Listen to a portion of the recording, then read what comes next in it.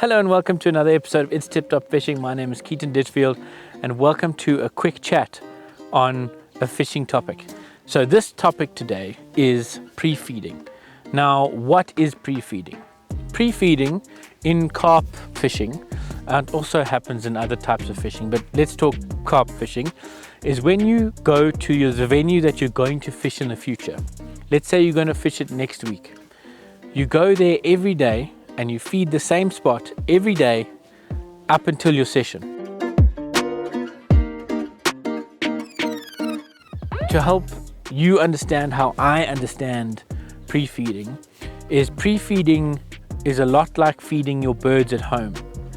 So if you're at home and you buy your first bird feeder, you put a lot of food in it and then you wait for the birds to come. Maybe one or two will come and then you're like, oh great, a bird came. Like when you're fishing, like I'm fishing today at the Fun Fishing, I caught 2 fish.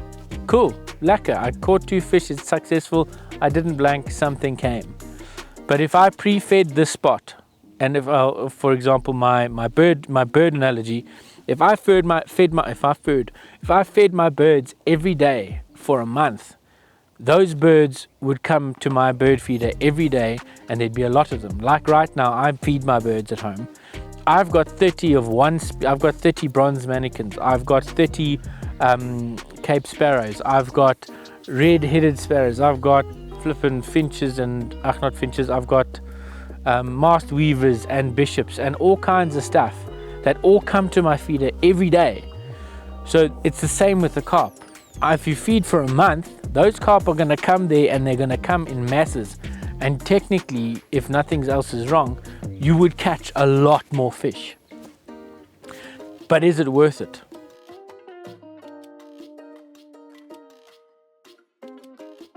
Now, there are pros and there are cons to pre-feeding. Let's talk about the cons. The first con is it's very expensive.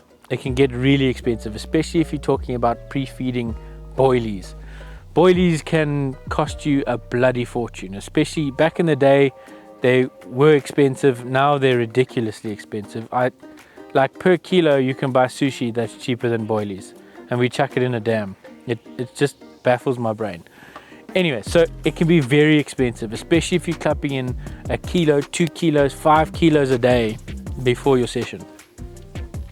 Second thing is it takes a lot of time.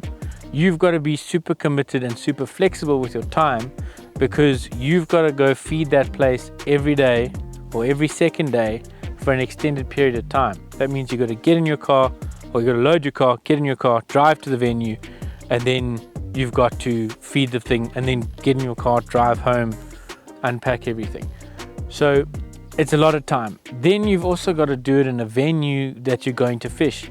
Now, not every venue is going to allow you to pre-feed without paying your daily entrance. So that can also cost a bit. Now, let's talk about the benefits. There are 2 benefits with pre-feeding. The first one is your fish become less suspicious. Now, what I mean by that is the fish have been eating your baits that you've been putting in on a daily basis again and again and again and again.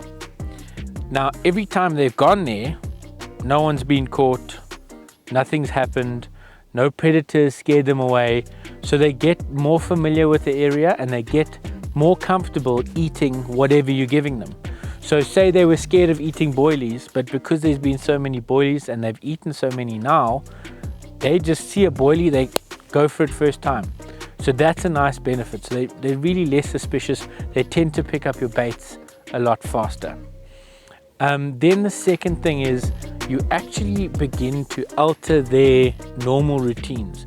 Now, a brilliant fisherman, like maybe a Gilbert Foxcroft or someone like that, would know the fish's routine before he even goes to the dam. Like he can read the water, he knows the carp so well that he could go and put a line in where the fish would normally have their routine. But for normal people like us, we would actually start to alter their routine, because say the fish don't go to our fishing spot that we are pre-feeding all the time. If we keep pre-feeding that place for 2 weeks, the carp are going to change their normal routes and they're going to go past there, because when they happened to go past there the last time, there was food, and then they went past there again, and then there was food, and now there's food there every time they go there, so now they're always going to go there. So that's the second thing. They're altering their normal behavior to come to the spots where we want them to be so that we can catch them. And then lastly, there's also a thing of when carp rummage around, they tend to get rid of the weed and stuff in that area if the weed is soft enough. So they will actually clear that spot, and it'll become a gravelly spot or a rocky spot or whatever's underneath the silt and weed. That'll tend to be a flatter, more fishable area. So those are the three main things. And yeah, I'm not a fan of short-term pre-feeding. Like if you're going to pre-feed between 2 days, 3 days, 7 days, I'm not a fan of that. I don't think it works. I don't think the effort equals the value that you get out of it.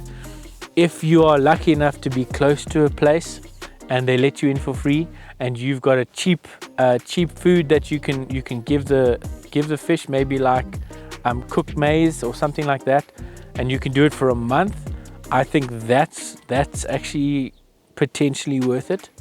But yeah, if you guys have your own opinions, please pop it in the comments. Let me know. Let's talk about it. Let's learn from each other, and hopefully you learn from me and I can learn from you. That's it for this episode of It's Tip Top Fishing. Thank you for watching.